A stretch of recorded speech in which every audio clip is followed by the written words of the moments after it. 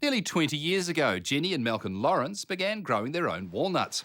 They built a factory for cracking, grading and processing around 1/2 tonne of nuts that were produced each year.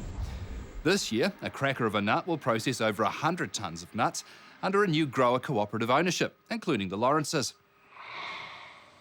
We went to a walnut seminar, met some really interesting people who were keen on growing walnuts, and it all started from there. The business started just with 1/2 tonne in 1996, and now over the continuing period, we're up to 130 tonnes. The problem we had at the beginning was that no one had ever tasted a really good freshly cracked walnut. They only had the imported ones to try. And that was because there was no one actually doing the processing and getting things out into the market. So that was quite a cost up front with samples and getting people to try the fresh, sweet walnut. Farmers markets weren't around in 1996. It's only in the last decade that they've been very popular, where people wanted to buy local produce on an ongoing basis. But we're represented all around the country in farmers markets.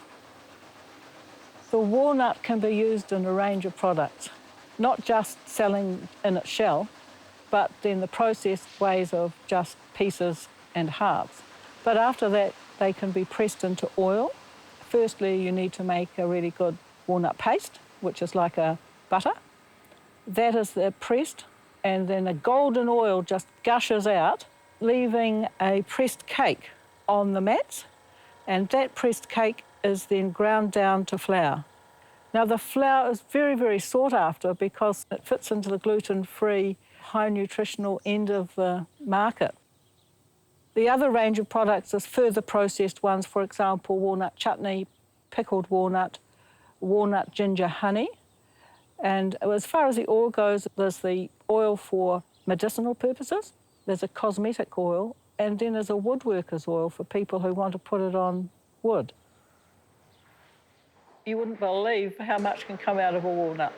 In fact, even with the shells, you can grind the shells down to a range of sizes, and they go out to the abrasives industry, cosmetic industry, or people who want to use them in soap. And then in the walnut mash, basically just comes out the bottom of a cracking machine, and that's a mixture of shells, partitions, and kernel, and it's a really good grit for chooks. That's a high-protein supplement for the chooks. And someone said to me, the only thing wasted in a walnut is the sound you make when you crack it open. With the cracking, Jenny and I confer daily as to what the orders are required, and then select a variety or a pallet that will fit the needs. The cracking machine literally pulverises the nuts until they fall out onto the second machine underneath that separates them purely by size. Then from the cracking machine, each grade is put through what we call an air leg separator. It's a wind tower that separates the heavy pieces from the light pieces. The light pieces go to trash, and the heavy pieces then go into an infrared scanner that then separates the light kernel from the darker shells and or discoloured nuts. Manual grading is always done. Depending on the quality of the nuts, it's either done twice or at least once. We crack about 400 kilos in a run. The cracking machine would run for around about an hour, depending on the nuts, the shells and all that sort of thing. It takes around 6 to 7 hours to put it right through its paces. These nuts, they're a grafted nut, and we would expect around 33 to 35% yield. We really need to have quality nuts because while we do have a good market for baking, the money is actually in the top grade, and that's what we're aiming to do is top grade. We take the quality walnuts and we put them in the machine that makes them into a paste. It's a hammer mill, so it spreads it out and warms it up, releases the oil from the pressed walnuts. The equipment came from Italy originally. Marlborough Olives used it for first olive press, olive oil in New Zealand.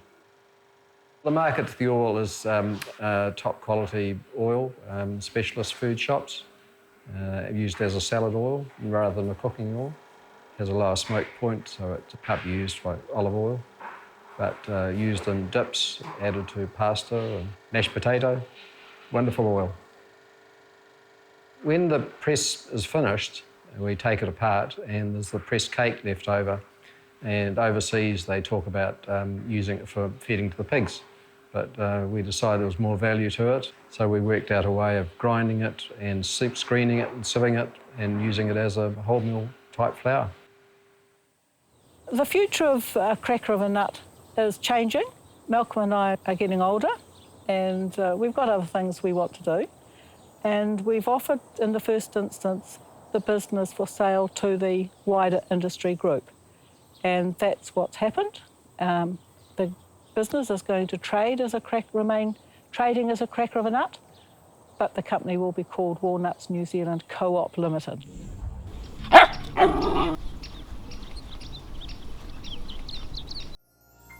This program was made with funding from New Zealand On Air.